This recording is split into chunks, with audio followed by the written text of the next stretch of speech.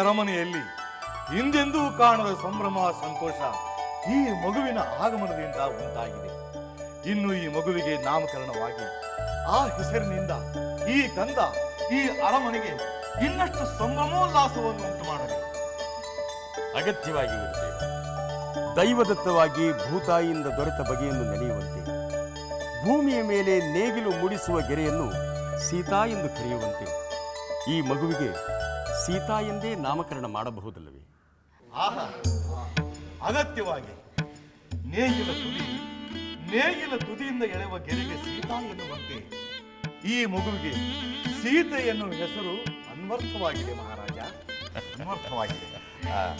ಮಹಾರಾಣಿ, ತಾವು ಕೂಡ ಈ ಮಗುವಿಗೆ ಒಂದು ಹೆಸರನ್ನು ಹೇಳಬಹುದಲ್ಲವೇ? ಜನಕ ವಂಶದ ಬೆಳಕಾಗಿ ಬಂದಿರುವ ಈ ಮಗುವನ್ನು ಜಾನಕಿ ಎಂದು ಕರೆಯುವ ಅಪೇಕ್ಷೆ ನನ್ನದು. ಆಹಾ, ಅದ್ಭುತ. ಸೀತಾ ಜಾನಕಿ ಸೊಗಸಾಗಿದೆ. ಮಗುವಿನ ಚಿಕ್ಕಪ್ಪನೆನಿಸಿಕೊಳ್ಳುವ ವೃಷಧ್ವಜ ಯುವರಾಜರು ಕೂಡ ಒಂದು ಹೆಸರನ್ನು ಸೂಚಿಸಬಹುದಲ್ಲವೇ? ಹೇಳುತ್ತೇನೆ ಗುರುಗಳೇ. ಮಿಥಿಲೆ ನಮ್ಮ ರಾಜ್ಯದ ರಾಜಧಾನಿ. ಈ ಮಗುವಿನ ಹೆಸರು, ಈ ರಾಜ್ಯದ ರಾಜಧಾನಿಯ ಹೆಸರು ಜೊತೆಗೆ ಪ್ರಸಿದ್ಧಿಯಾಗಲು ಈ ಕಂದನನ್ನು ಮೈಥಿಲಿ ಎಂದು ಕರೆಯಲು ನಾನು ಅಪೇಕ್ಷಿಸುತ್ತೇನೆ. ಭಲೆ ಭಲೆ. ಆಹಾ, ಸೀತೆ, ಜಾನಕಿ, ಮೈಥಿಲಿ, ಅದ್ಭುತವಾಗಿದೆ. ಎಲ್ಲವೂ ಸೊಗಸಾಗಿದೆ. ಗುರುಗಳೇ, ನಾವೆಲ್ಲರೂ ಒಂದೊಂದು ಹೆಸರು ಸೂಚಿಸಿದಂತೆ ತಾವು ಒಂದು ಹೆಸರನ್ನು ಸೂಚಿಸಿದರೆ ನಮಗೆಲ್ಲರಿಗೂ ಸಂತೋಷವಾಗುತ್ತದೆ. ಅಗತ್ಯವಾಗಿ ಈ ಮಗು ದೊರೆತ ಬಗೆ, ಇದು ಬೆಳೆಯುವ ಸ್ಥಳ, ಬೆಳೆಯುವ ವಂಶ, ಈ ಕಂದನ ಹೆಸರಿಗೆ ಅನ್ವರ್ಥವಾಗುವಂತೆ ತಾವು ಮಾಡಿದ್ದೀರಿ. ನಾನು ಸಹ ನಿಮ್ಮ ವಂಶದ ಚರಿತ್ರೆಯಲ್ಲಿ ಚಿರಸ್ಥಾಯಿಯಾಗಿ ಉಳಿಯುವಂತಹ ಒಂದು ಹೆಸರನ್ನು ಸೂಚಿಸುತ್ತೇನೆ. ಜನಕನ ವಂಶದ ಪೂರ್ವಜರಲ್ಲಿ ಪ್ರಸಿದ್ಧರಾದಂಥ ರಾಜ ನಿಮಿ ಚಕ್ರವರ್ತಿ ತನ್ನ ದೇಹ ತ್ಯಜಿಸಿ ವಿದೇಹನಾಗಿ ಉಳಿದ ಕತೆ ತಮಗೆಲ್ಲರಿಗೂ ಗೊತ್ತಿರುವುದೇ. ಅಂತಹ ವಿದೇಹನ ವಂಶದ ರಾಜ್ಯಕ್ಕೆ ಮಹಾಲಕ್ಷ್ಮಿ ಸ್ವರೂಪಿಯಾಗಿ ದೊರೆತಂತಹ ಈ ಮಗುವನ್ನು ನಾನು ವೈದೇಹಿ ಎಂದು ಕರೆಯಬಹುದಲ್ಲವೇ? ಆಹಾ, ಅದ್ಭುತ ಅದ್ಭುತ. ಸೀತಾ, ಜಾನಕಿ, ಮೈಥಿಲಿ, ವೈದೇಹಿ ಎಲ್ಲವೂ ಸೊಗಸಾಗಿ. ಈ ಮಗುವಿನ ಭಾಗ್ಯದಿಂದ ನಮ್ಮ ವಂಶದ ಕೀರ್ತಿ ಅಜರಾಮರವಾಗುವುದರಲ್ಲಿ ಯಾವ ಸಂದೇಹವೂ ನನಗಿಲ್ಲ. ಸಾವಧಾನ ಮಹಾರಾಜ, ಸಾವಧಾನ ಮಹಾರಾಜ.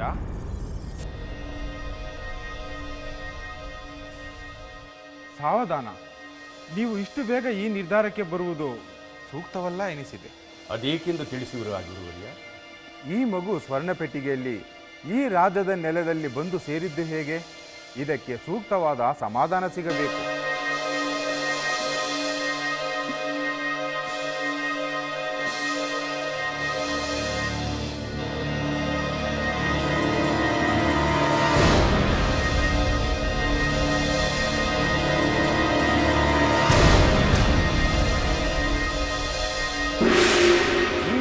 ಪೂರ್ವ ಚರಿತ್ರೆ ಗೊತ್ತಾದರೆ ಮಾತ್ರ ನಿರಾತಂಕವಾಗುವುದು.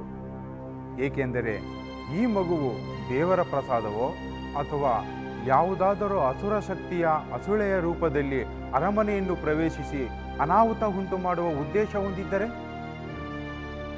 ನಾರಾಯಣ ನಾರಾಯಣ ನಾರಾಯಣ ನಾರಾಯಣ.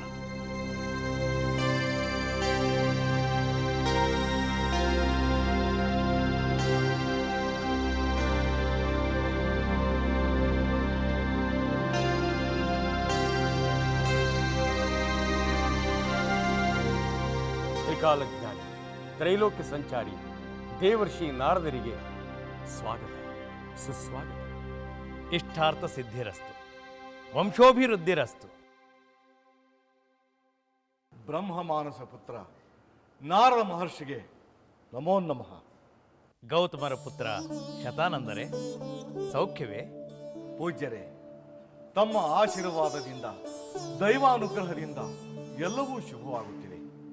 ಜನಕ ಮಹಾರಾಜರಿಗೆ ಯಾಗಭೂಮಿಯಲ್ಲಿ ದೈವ ಸ್ವರೂಪಿಯೋ ಎಂಬಂತಹ ಹೆಣ್ಣು ಮಗು ದೊರೆತು ಅದಕ್ಕೀಗ ಸೀತೆ, ಜಾನಕಿ, ಮೈಥಿಲಿ, ವೈದೇಹಿ ಎಂದು ನಾಮಕರಣದ ಸಂಭ್ರಮ ನಡೆದಿರುವಾಗ ತಮ್ಮಂತಹ ಮಹರ್ಷಿಗಳ ಆಗಮನ ತಂಗಾಳಿಗೆ ಪರಿಮಳ ಬೆರೆತಂತೆ ಈ ಅರಮನೆಗೆ ಸಂತೋಷವನ್ನು ಇಮ್ಮಡಿಯಾಗಿ ತಂದಿದೆ ಗುರುದೇವ. ತಂಗಾಳಿಯೂ ಇಲ್ಲಿಯದೆ, ಪರಿಮಳವೂ ಇಲ್ಲಿಯದೆ. ನಾರದನ ನಾಸಿಕಕ್ಕೆ ಅದು ಎಲ್ಲಿಯೋ ತಿಳಿಯಿತು. ಶತಾನಂದರೆ, ಇಂತಹ ಸಂಭ್ರಮೋತ್ಸಾಹದ ಸಂದರ್ಭದಲ್ಲಿ ಇಲ್ಲಿಗೆ ಬರಲು ನನ್ನ ಮನಸ್ಸಿಗೆ ಆನಂದವು ಹೆಚ್ಚಿಸಿದೆ. ದೇವತಾ ಸ್ವರೂಪಿಯಾದ ಈ ಮಗುವನ್ನು ನೋಡುವ ಭಾಗ್ಯವು ಈಗ ನನ್ನದಾಗಿದೆ. ಮಹರ್ಷಿ, ತಾವು ಈ ಮಗುವನ್ನು ಕಂಡೊಡನೆ ಏನನ್ನೂ ನೆನಪಿಸಿಕೊಂಡವರಂತೆ ತೋರುತ್ತದೆ. ಈ ಮಗುವು ನಮ್ಮ ರಾಜ್ಯದಲ್ಲಿ ಹೇಗೆ ಸಿಕ್ಕಿತು ಎಂಬ ಪ್ರಶ್ನೆ ನನ್ನ ಮನಸ್ಸಿನಲ್ಲಿ ಮೂಡಿರುವಾಗಲೇ ತಮ್ಮ ಆಗಮನವಾಯಿತು. ಈ ನನ್ನ ಪ್ರಶ್ನೆಗೆ ತಮ್ಮಿಂದ ಸರಿಯಾದ ಉತ್ತರವನ್ನು ನಿರೀಕ್ಷಿಸುತ್ತಿದ್ದೇನೆ. ಅಗತ್ಯವಾಗಿ ಮಹಾರಾಜ. ಇಳೆ ಮಳೆಯನ್ನು ಬಯಸುತ್ತದೆ, ಮಳೆ ಇಳೆಗೆ ಬರಲು ಕಾತರಿಸುತ್ತದೆ. ಹಾಗೆಯೇ ಹೇಳುವ ಕೇಳುವ ಬಯಕೆ ಇದ್ದರೆ ತಿಳುವಳಿಕೆಯ ಬಳ್ಳಿ ಬೆಳೆಯುತ್ತದೆ. ನಿನಗೆ ತಿಳಿಸಬೇಕಾದ ವಿಚಾರವನ್ನು ತಿಳಿಸಲು ನನಗೆ ಯಾವ ಅಭ್ಯಂತರವೂ ಇಲ್ಲ. ಈ ಮಗು ನಿನಗೆ ಸಿಗುವ ಮುನ್ನ ಈ ಮಗುವಿನ ಹಿಂದಿನ ಅವತಾರದ ಕಥೆಯನ್ನು ಈಗ ನಿನಗೆ ತಿಳಿಸುತ್ತೇನೆ. ಈ ಮಗು ಆಗ ವೇದವತಿ ಎಂಬ ಮಹಾಗುಣವತಿಯು ಸುರಸುಂದರಿಯೂ ಆಗಿ ಜನ್ಮವೆತ್ತಿ ವಿವಾಹಕ್ಕೆ ಪ್ರಾಪ್ತವಯಸ್ಕಳಾಗಿದ್ದಳು. ವೇದವತಿಯ ತಂದೆ ತನ್ನ ಮಗಳಿಗೆ ಅನುರೂಪನಾದ ವರನೊಂದಿಗೆ ವಿವಾಹವನ್ನು ಮಾಡಬೇಕೆಂದು ಅಪೇಕ್ಷಿಸಿ ವಿವಾಹದ ವಿಷಯವನ್ನು ತಿಳಿಸಲು ಮಗಳ ಹತ್ತಿರ ಕಾತರದಿಂದ ಬಂದನು. ಆಗ ವೇದವತಿ,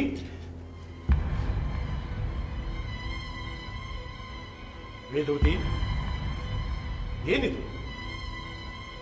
ನಿನಗೆ ಸೂಕ್ತವಾದ ವರನನ್ನು ಹುಡುಕಿ ನಿನ್ನ ವಿವಾಹ ಮಾಡಬೇಕೆಂದು ಕಾತರಿಸಿ ಅಷ್ಟ ದಿಕ್ಕಗಳಿಗೂ ಸೂಕ್ತ ವರನನ್ನು ಹುಡುಕಲು ಅಮಾತ್ಯರನ್ನು ಕಳುಹಿಸಿದ್ದೇವೆ. ಪರಾಕ್ರಮಶಾಲಿಗಳು, ಸತ್ಕುಲ ಪ್ರಸೂತರು, ಸಕಲ ವಿದ್ಯಾ ಪಾರಂಗತರು ಆದ ಉತ್ತಮೋತ್ತಮ ಗುಣಗಳುಳ್ಳ ವರಗಳನ್ನು ಶೋಧಿಸುತ್ತವೆಂದು ಅವರಿಗೆ ಸಂದೇಶ ಬರುತ್ತದೆ. ಅವೆಲ್ಲವನ್ನು ನಿನಗೆ ತಿಳಿಸಿ ನೀನು ಇಷ್ಟಪಟ್ಟ ವರನೊಂದಿಗೆ ನಿನ್ನ ವಿವಾಹ ನಡೆಸಬೇಕೆಂದ ಅಭಿಲಾಷೆಯಿಂದ ಬಂದರೆ ಈ ರೀತಿ ತಪಸ್ವಿನಿಯಂತೆ ವೇಷ ತೊಟ್ಟಿರುವುದೇತಕ್ಕೆ? ಈ ನಿನ್ನ ವೇಷವನ್ನು ನೋಡಿದರೆ ನೀನು ವೈರಾಗ್ಯವನ್ನು ಹೊಂದಿರುವಂತೆ ನಮಗೆ ಆತಂಕವಾಗುತ್ತಿದೆ. ಇಲ್ಲ ಅಪ್ಪಾಜಿ, ಇಲ್ಲ. ನಿಮಗೆ ಆತಂಕ ಬೇಡ. ನಾನು ವಿವಾಹ ಮಾಡಿಕೊಳ್ಳುವುದಕ್ಕಾಗಿ ಈ ತಪಸ್ಸನ್ನು ಮಾಡಲು ನಿರ್ಧರಿಸಿದ್ದೇನೆ. ವೇದವತಿ, ಏನಿದು ವಿಚಿತ್ರ? ತಪಸ್ಸಿಗೂ ವಿವಾಹಕ್ಕೂ ಎಲ್ಲಿಯ ಸಂಬಂಧ? ಅಪ್ಪಾಜಿ, ಹಿಮವಂತನ ಮಗಳು ಗಿರಿಜೆ ತಪಸ್ಸನ್ನು ಮಾಡಿ ತಾನೆ ಆ ಶಂಕರನನ್ನು ಪಡೆದಿದ್ದು. ವೇದವತಿ, ದಾಕ್ಷಾಣಿ ಅಗಲಿಕೆಯಿಂದ ಪರಮ ವಿರಾಗಿಯಾಗಿದ್ದ ಪರಮೇಶ್ವರನನ್ನು ವರಿಸಲು ಆ ಗಿರಿಜೆಗೆ ತಪಸ್ಸು ಮಾಡುವುದೊಂದನ್ನು ಬಿಟ್ಟು ಅನ್ಯ ಮಾರ್ಗವಿರಲಿಲ್ಲ. ಅಪ್ಪಾಜಿ, ಮಹಾದೇವನನ್ನು ಒಲಿಸಿಕೊಳ್ಳಲು ಗಿರಿಜಿಗೆ ತಪಸ್ಸನ್ನು ಬಿಟ್ಟು ಹೇಗೆ ಅನ್ಯ ಮಾರ್ಗ ಇರಲಿಲ್ಲವೋ ಹಾಗೆ ನನಗೂ ಮಧುಸೂದನನ್ನು ಒಲಿಸಿಕೊಳ್ಳಲು ತಪಸ್ಸನ್ನು ಬಿಟ್ಟು ಅನ್ಯ ಮಾರ್ಗವಿಲ್ಲ ಅಪ್ಪಾಜಿ. ಮಧುಸೂದನ ಅಂದ್ರೆ? ಕ್ಷೀರಸಾಗರ ಶಾಯಿ, ಶೇಷಶಯನ, ಶಂಕುಚಕ್ರ ಕಥಾಧಾರಿ, ವೈಕುಂಠ ದೊರೆಯ ಪದ್ಮನಾಭನನ್ನು ನನ್ನ ಪತಿಯಾಗಿ ಪಡೆಯಲು ನಾನು ತಪಸ್ಸು ಮಾಡಲು ನಿರ್ಧರಿಸಿದ್ದೇನೆ ಅಪ್ಪಾಜಿ. ದಯಮಾಡಿ ನನ್ನನ್ನು ಆಶೀರ್ವದಿಸಿ ಅಪ್ಪಾಜಿ, ಆಶೀರ್ವದಿಸಿ. ವೇದವತಿ, ಈ ನಿನ್ನ ಅಸಾಧ್ಯವಾದ ಅಪೇಕ್ಷೆಗೆ ಆಶೀರ್ವಾದ ಮಾಡುವ ಅವಿವೇಕತನವನ್ನು ನಾನು ತೋರಲಾರೆ. ಈ ನಿನ್ನ ನಿರ್ಧಾರವನ್ನು ಬಿಟ್ಟು ನಾನು ಹುಡುಕಲು ಕಳುಹಿಸಿರುವ ಭೂಲೋಕದ ರಾಜ ಮಹಾರಾಜರುಗಳಲ್ಲಿ ಯಾರನ್ನು ಬೇಕಾದರೂ ಇಷ್ಟಪಡು. ಇಲ್ಲ ಅಪ್ಪಾಜಿ, ಇಲ್ಲ. ಆ ವಿಷ್ಣುವೇ ನನ್ನ ಪತಿ. ಆ ವಿಷ್ಣುವನ್ನಲ್ಲದೆ ಬೇರ್ಯಾರನ್ನು ಎಂದಿಗೂ ನಾನು ವರಿಸಲಾರೆ ಅಪ್ಪಾಜಿ, ವರಿಸಲಾರೆ. ವೇದವತಿ, ಮಗಳೆಂಬ ಮಮಕಾರದಿಂದ ಮೃದು ವಚನಗಳನ್ನು ಆಡುತ್ತಿರುವ ನಾನು ಅದನ್ನು ಮರೆತು ಕಠಿಣವಾಗಿ ಬುದ್ಧಿ ಹೇಳಬೇಕಾಗುತ್ತದೆ. ಅಪ್ಪಾಜಿ, ತಂದೆಯಾಗಿ ನೀವು ನನ್ನನ್ನು ದಂಡಿಸಬಹುದು, ಆದರೆ ಮಹಾವಿಷ್ಣುವನ್ನು ನನ್ನ ಪತಿಯಾಗಿ ಪಡೆಯುವ ನನ್ನ ನಿರ್ಧಾರವನ್ನು ನೀವು ಎಂದಿಗೂ ಬದಲಾಯಿಸಲು ಸಾಧ್ಯವಿಲ್ಲ ಅಪ್ಪಾಜಿ, ಸಾಧ್ಯವಿಲ್ಲ. ವೇದವತಿ, ನಿನ್ನ ಅವಿವೇಕತನ ಅತಿಯಾಯಿತು. ಸ್ವಾಮಿ, ಇದರಲ್ಲಿ ವೇದವತಿಯ ಅವಿವೇಕವೇನೂ ಇಲ್ಲ. ನೀವು ಮರೆತಿದ್ದೀರ. ನಾನೇನು ಮರೆತಿದ್ದೇನೆ ದೇವಿ? ಹೇಳುತ್ತೇನೆ ಸ್ವಾಮಿ. ನಾವು ಮಹಾಲಕ್ಷ್ಮಿಯೇ ನಮ್ಮ ಮಗಳಾಗಿ ಜನಿಸಬೇಕೆಂದು ತಪಸ್ಸು ಮಾಡಿ ವರ ಪಡೆಯಲಿಲ್ಲವೇ? ಆ ವರ ಫಲಿಸಿ ಆ ಮಹಾಲಕ್ಷ್ಮಿಯೇ ನಮ್ಮ ಮಗಳಾಗಿ ಬೆಳೆದ ಮೇಲೆ ಆ ವಿಷ್ಣುವೇ ನಮಗೆ ಅಳಿಯನಾಗಬೇಕಲ್ಲವೇ?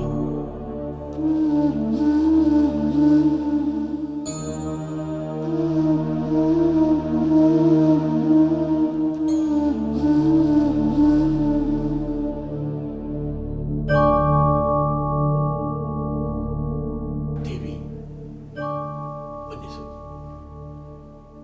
ಮಗಳೆಂಬ ಮಮಕಾರದಲ್ಲಿ ಆ ಮಹಾಲಕ್ಷ್ಮಿಯೇ ಈ ವೇದವತಿ ಎಂಬುದನ್ನು ಮರೆತು ಸಾಮಾನ್ಯಳೆಂದು ತಿಳಿದು ತಪ್ಪು ಮಾಡಿಬಿಟ್ಟೆ. ಸ್ವಾಮಿ, ಎಷ್ಟೋ ಬಾರಿ ನಾನು ತಾಯಿಯಾದರೂ ಕೂಡ ಮಗಳೆಂಬ ಮಮತೆಯ ಪ್ರವಾಹದಲ್ಲಿ ಮಹಾಲಕ್ಷ್ಮಿಯೇ ಸ್ವರೂಪ ಆಗಿರುವುದನ್ನು ಮರೆತು ವರ್ತಿಸಿದೆ. ಈಗ ನಮ್ಮ ತಪ್ಪು ನಮಗೆ ಅರಿವಾಯಿತಲ್ಲವೇ? ಇನ್ನಾದರೂ ವೇದವತಿಯ ಸಾಧನೆಗೂ ಗುರಿಗೂ ನಾವು ಆಶೀರ್ವದಿಸಬೇಕಲ್ಲವೇ? ಖಂಡಿತ ದೇವಿ, ಖಂಡಿತ. ವೇದವತಿ, ನನ್ನ ಕಠಿಣವಾದ ಮಾತುಗಳನ್ನು ಮನ್ನಿಸಮ್ಮ. ನಿನ್ನ ಅನಂತ ಕಾಲದ ಪತಿಯನ್ನು ಈ ಅವತಾರದಲ್ಲಿ ನೀನು ಹೊಂದಲೇಬೇಕು. ನಿನ್ನ ತಪಸ್ಸಿಗೆ ಶ್ರೀಹರಿ ಒಲಿದು ಮತ್ತೆ ನಿನ್ನನ್ನು ವರಿಸಲೇಬೇಕು. ಅಪ್ಪಾಜಿ, ಇಷ್ಟು ವರ್ಷಗಳ ಕಾಲ ನೀವು ನನ್ನನ್ನು ಸಲಹಿದಿರಿ, ಆನಂದ ನೀಡಿದಿರಿ. ಈಗ ನನ್ನ ಮನೋಭಿಲಾಷೆಯನ್ನು ಅರಿತು ನನ್ನನ್ನು ಆಶೀರ್ವದಿಸಿದಿರಿ. ನಿಮಗೆ ನನ್ನ ಅನಂತ ಅನಂತ ಧನ್ಯವಾದಗಳು ಅಪ್ಪಾಜಿ, ಧನ್ಯವಾದಗಳು. ನಾನಿನ್ನು ತಪಸ್ಸಿಗೆ ತೆರಳುತ್ತೇನೆ ಅಪ್ಪಾಜಿ. ನನ್ನನ್ನು ಆಶೀರ್ವದಿಸಿ ಅಪ್ಪಾಜಿ, ನನ್ನನ್ನು ಆಶೀರ್ವದಿಸಿ.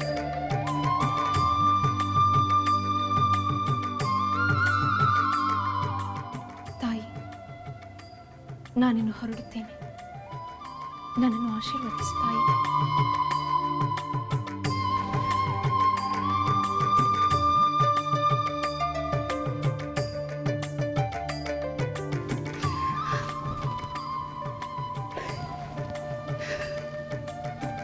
ಬರುತ್ತೇನೆ ತಾಯಿ.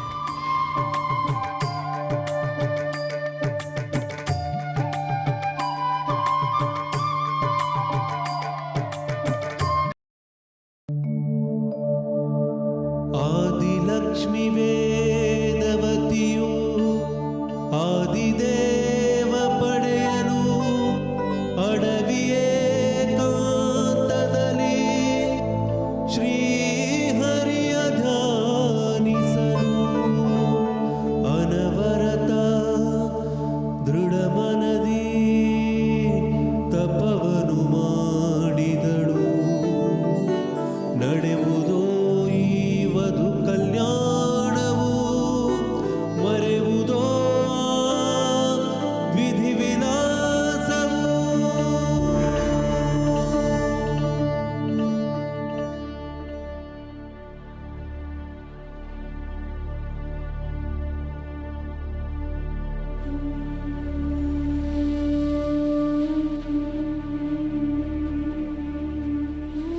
ಜನಕ ಮಹಾರಾಜ, ಲಕ್ಷ್ಮೀನಾರಾಯಣರು ಪರಸ್ಪರ ಅಗಲುತ್ತಾರೆ, ಮತ್ತೆ ಬೇರೆ ಬೇರೆ ಅವತಾರಗಳನ್ನೆತ್ತಿ ಸಾಮಾನ್ಯರಂತೆ ನಾನಾ ಶ್ರಮಪಟ್ಟು ಒಂದಾಗುತ್ತಾರೆ ಎನ್ನುವುದೆಲ್ಲ ಆಟವಿದ್ದಂತೆ.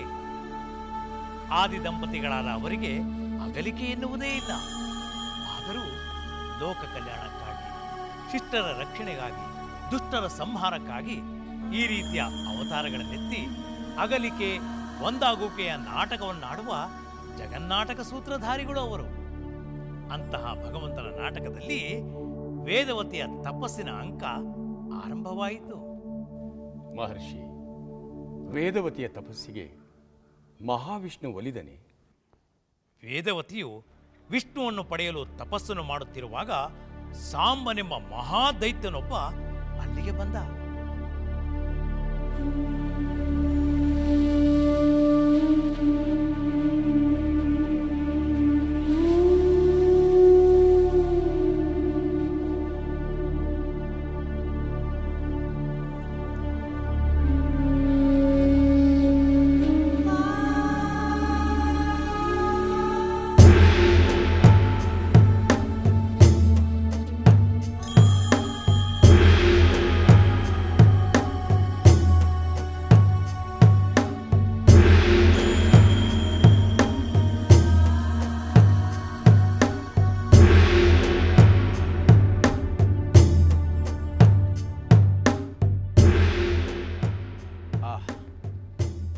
ಎಂತಹ ಅಪರಿಮಿತ ಸೌಂದರ್ಯ! ಕಂಡೊಡನೆ ಕೈವಶ ಮಾಡಿಕೊಳ್ಳಬೇಕೆನ್ನಿಸುವ ಕಾಮಿನಿ, ಬಾರಸೆಳೆದು ಅಪ್ಪಿಕೊಳ್ಳಬೇಕೆನ್ನುವ ಭಾಮಿನಿ, ನಿರಾಭರಣೆಯಾಗಿ ತಪಸ್ವಿಯಾಗಿ ಇದ್ದರೂ ಸಹ ಎಷ್ಟೊಂದು ಮನೋಹರವಾಗಿ ಕಂಗೊಳಿಸುತ್ತಿರುವಳಲ್ಲ. ಇನ್ನು ರಾಣಿಯಾಗಿ ದಿವ್ಯಾಭರಣವನ್ನು ಧರಿಸಿಕೊಂಡು ಬಂದು ನಿಂತರೆ ಇವಳ ಒಲವನ್ನು ನಾನು ಪಡೆದೇ ತೀರಬೇಕು. ಇವಳ ಸೌಂದರ್ಯವನ್ನು ಹೀರಬೇಕು. ನಾನು ಇವಳನ್ನು ಪಡೆಯದೇ ಹೋದರೆ ನನ್ನ ಪೌರುಷವೇ ವ್ಯರ್ಥ. ಹೌದು, ಪೌರುಷವೇ ವ್ಯರ್ಥ.